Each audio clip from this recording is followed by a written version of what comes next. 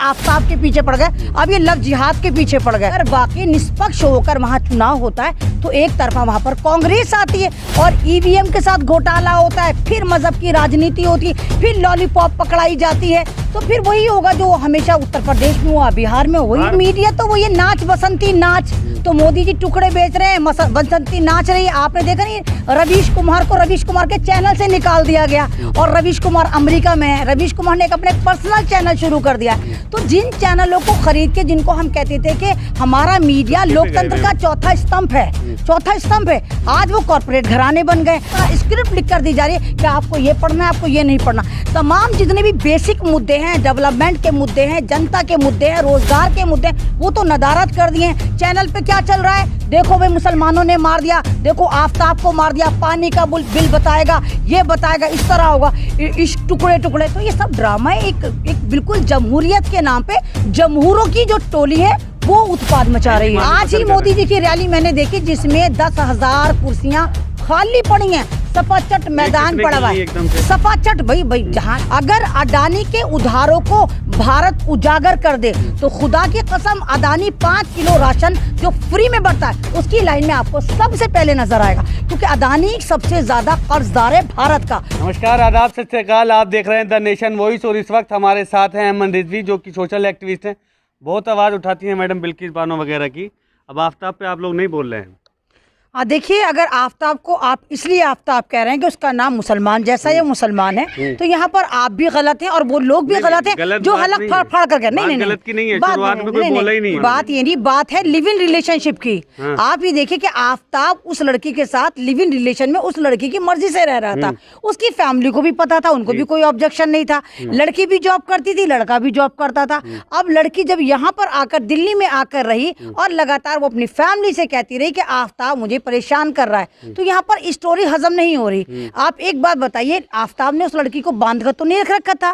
वो लड़की जाती थी, जॉब करती थी, घूमती थी, घामती थी, फोन करती थी, तो ऐसी क्या मजबूरी थी कि उसकी फैमिली इंतजार कर रही थी कि कब उसके 56 टुकड़े हो, कब उसके 55 टुकड़े हो।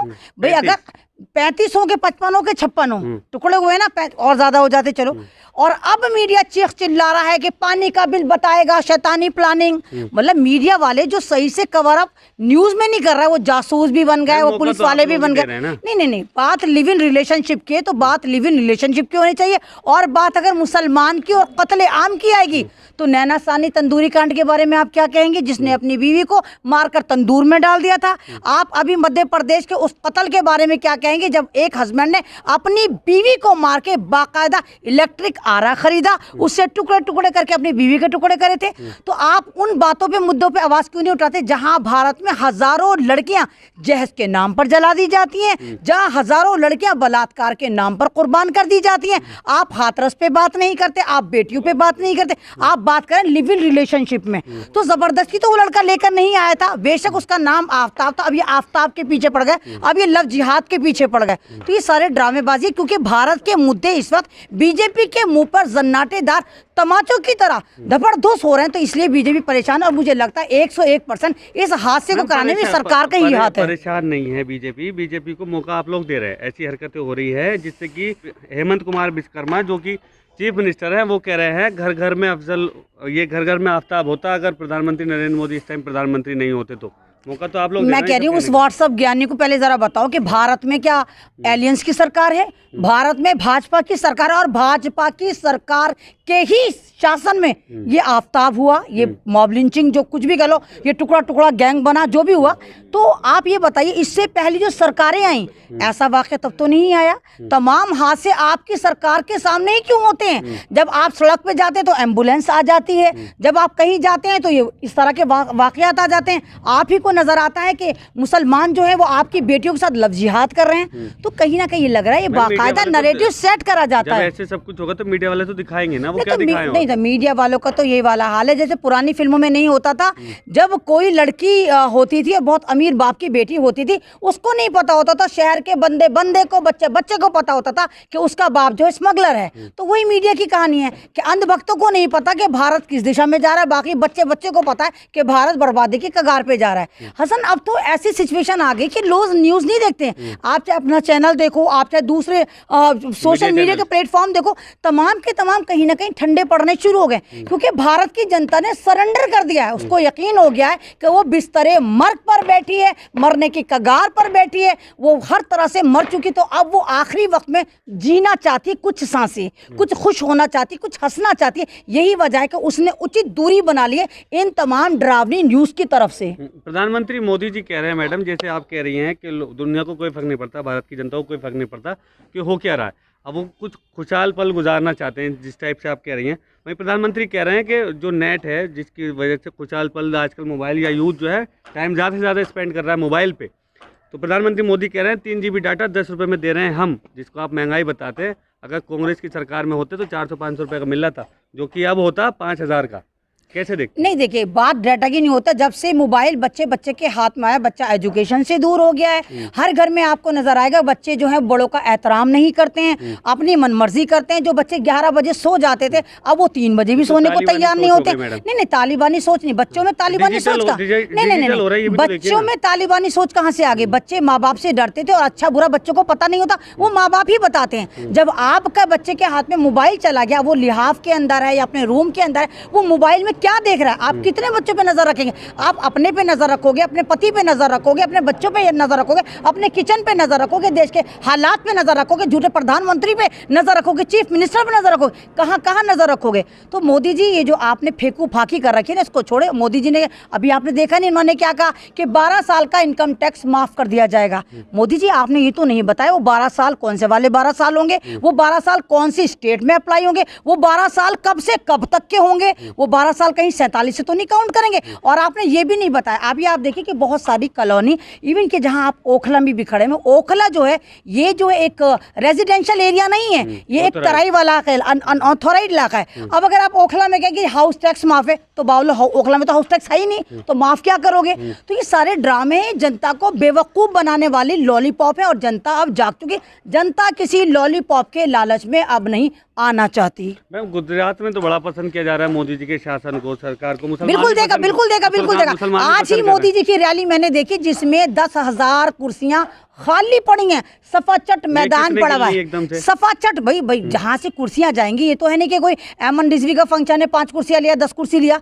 जहां पर मैनेजमेंट लगाया गया होगा, जहां कुर्सियां आई होंगी, वो सारी कुर्सियां गिन के तो आई होंगी। भाई 5,000 कुर्सियां, 10,000 कुर्सियां, तो वो तमाम टेंट वाले तो बताएंगे ना। और जो कुर्सियां दिखाई गई हैं A to Z, वहां पर कहीं कहीं इक्का दुक्का लोग बैठे हुए नजर आ रहे हैं। तो मोदी जी की बात का और गधे की लात का यकीन मत करें आप। तो यूपी में भी खाली थी मैडम, सरकार बना ली उन्होंने। हाँ, तो वो यही कहिए ना कि फिर वो सरकार जो है वो आपसी सहमति से नहीं बनाई। मुझे तो ये समझ में नहीं आ रहा कि इलेक्शन कमीशन कहाँ अफीम खाकर पड़ा हुआ है। भाई इलेक्शन कमीशन, तुम क्यों अरबों खरबों का नुकसान करा रहे हो? जब इलेक्शन जो है वो एक तरफा मीडिया तुम्हें जितवा देती है, उसका सर्वे बता देता है, तो फिर डिक्लेयर वहीं पर हो जाता है ना। फिर फालतू में क्यों ड्रामा? इलेक्शन होगा, तमाम ड्रामे होंगे, पैसा फूका जाएगा, इलेक्ट्रॉनिक बॉन्ड आप मांगोगे। तो भाई मीडिया का सर्वे लो, और इलेक्शन कमीशन को जरूरत नहीं कुछ काम करे, मीडिया के सर्वे से ही कैंडिडेट को चुन के चीफ मिनिस्टर बना दो। जीतेगी गुजरात तो ईवीएम का रोना रहोगे आप। नहीं, तो ईवीएम को तो रोना रोल ही रहा है। आप बताइए, उत्तर प्रदेश में भाजपा जीत रही थी, औंधे मुंह गिर रही थी, और किस तरह इन्होंने ईवीएम लूटी, किस तरह इन्होंने स्ट्रांग रूम लूटे, किस तरह बिहार को इन्होंने लूटपाट मचा, किस तरह बिहार की डबल इंजन की सरकार गिर गई, एक इंजन बंद हो गया। तो वही उत्तर प्रदेश में चल रहा है। कह रहे हैं अगर सही निष्पक्ष चुनाव हुआ तो सरकार बनाएंगे हम गुजरात में। नहीं, तो केजरीवाल के हाथ में तो तुरंत का इक्का, इन्होंने अपना एक मंत्री सत्येंद्र जैन को बोल दिया तू जेल में रेस्ट कर, हम तेरे नाम पे गुजरात में तहलका मचाएंगे। तो वो आरएस का छोटा रिचार्ज वहां कर कांग्रेस का वोट काटने पहुंच चुका है। लेकिन ये देखिए, अब मोदी जी ने कहा एक तकरीर में, अगर आपने मोदी जी की एक तकरीर गुजरात में सुनी हो, तो मोदी जी ने कहा कि विपक्ष मुझे 2 से 2.5 किलो गाली देता है। लेकिन मोदी जी कांग्रेस का नाम तो नहीं ले सकते, क्योंकि कांग्रेस का नाम लेंगे तो जनता इनके मुंह पे ही चप्पल मारेगी कि भाई वहां तो गुजरात में तो कांग्रेस नजर ही नहीं आ रही, किसी डिजिटल प्लेटफॉर्म पे नहीं है, मीडिया के चैनल पर नहीं है, मंत्री संतरी सब जा रहे हैं, लेकिन कोई प्रचार उनका नजर नहीं आ रहा। अब मोदी जी परेशान हैं कि उनको पता है कि वो जो स्ट्रेटेजी प्लान कर रही है कांग्रेस, वहाँ डोर टू डोर कैंपेनिंग कर रही है, वहाँ खटिया वाला एक खाट पंचायत चल रही है, खाट सभा चल रही है। तो बीजेपी तो अपना ही सोचती है कि हम बेवकूफ बना देंगे अगर राहुल गांधी को कह रहे हैं कि भाई गुजरात क्यों नहीं पहुंचता। आज पहुंच तो गए वो, आज उन्होंने रैली की है गुजरात में, पहली रैली। किसने? राहुल गांधी ने। नहीं, राहुल गांधी ने करी, लेकिन भारत जोड़ो यात्रा नहीं गई ना। वहां पर भारत जोड़ो यात्रा कैसे चली जाती, आचार संहिता लगी हुई थी।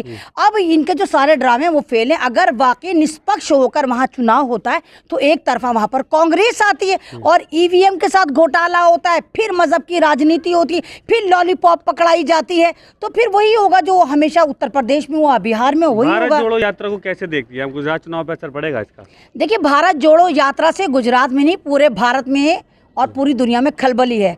अब तक 4% वोट कांग्रेस अपना पक्का कर चुकी है। दिल्ली में भी बहुत तेज आंधी आई थी। वो अलग बात है कि दिल्ली की जो कांग्रेस है शायद उसको कैश नहीं करा पाई। इसके रिजल्ट आपको नजर आएंगे जब एमपी के इलेक्शन होंगे। आप देखिएगा कि कितनी तेजी से कांग्रेस बैक करती मीडिया है। दिखा रहा है राष्ट्रगान और राष्ट्रगीत में फर्क नहीं कर पा रहे हैं राहुल गांधी भारत जोड़ो यात्रा में, तो फायदा कहाँ से नहीं तो मिलेगा? मीडिया, मैंने आपसे क्या कहा कि नाच मेरी बुलबुल तुझे पैसा मिलेगा, तो मीडिया तो वो ये नाच बसंती नाच, तो मोदी जी टुकड़े बेच रहे हैं, बसंती नाच रही है। आपने देखा नहीं, रवीश कुमार को रवीश कुमार के चैनल से निकाल दिया गया और रवीश कुमार अमेरिका में है। रवीश कुमार ने एक अपने पर्सनल चैनल शुरू कर दिया। तो जिन चैनलों को खरीद के, जिनको हम कहते थे कि हमारा मीडिया लोकतंत्र का चौथा स्तंभ है, चौथा स्तंभ है, आज वो कॉर्पोरेट घराने बन गए। आज आपके इतने बड़े बड़े जर्नलिस्ट आपके ही खिलाफ बता रहे हैं कि चैनल किस तरह रन करे जा रहे हैं, किस तरह स्क्रिप्ट लिख कर दी जा रही है कि आपको ये पढ़ना है, आपको ये नहीं पढ़ना। तमाम जितने भी बेसिक मुद्दे हैं, डेवलपमेंट के मुद्दे हैं, जनता के मुद्दे हैं, रोजगार के मुद्दे हैं, वो तो नदारद कर दिए। चैनल पे क्या चल रहा है, देखो भाई मुसलमानों ने मार दिया, देखो आफ्ताब को मार दिया, पानी का बिल बताएगा, ये बताएगा, इस तरह होगा, इस टुकड़े टुकड़े। तो ये सब ड्रामा है। एक बिल्कुल जमहूरियत के नाम पे जमहूरों की जो टोली है वो उत्पाद मचा रही है। टीवी के कुछ शेयर्स मैडम खरीदे हैं अडानी ने, लेकिन रवीश कुमार को चैनल से नहीं निकाला। नहीं, रवीश कुमार को नहीं निकाला, लेकिन अगर रवीश कुमार अब खुश नहीं है, अपना चैनल रवीश कुमार ने बना लिया है क्योंकि उनको पता है कि उनकी गिनती नहीं, प्रोफेशनल लगा है तो प्रोफेशनल तो शुरू से होंगे ना। उनको भी नजर आ रहा है कि जिस तरह अभिसार के साथ हुआ, जिस तरह पुन परसुन वाजपेयी के साथ हुआ, जिस तरह और बड़े बड़े दिग्गज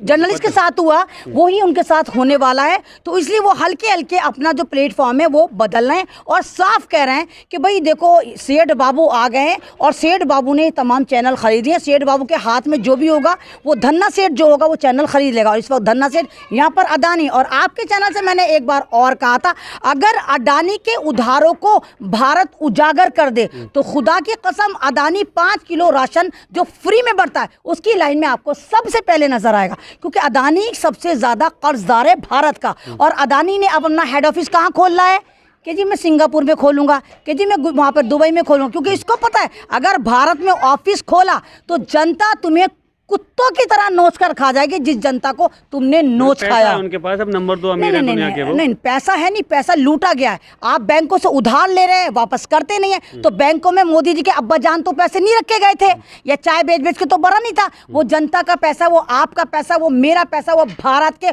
उन मजदूरों का, उन गरीबों का पैसा है जो जमा करके रखते हैं अपने बुढ़ापे के लिए, अपने बच्चों के रोजगार के लिए, अपनी बेटियों की शादी के लिए, एजुकेशन के लिए। तो वो लोन इन्होंने उठाया लेकिन चुकाया नहीं। बहुत बहुत शुक्रिया हमसे बात करने के लिए।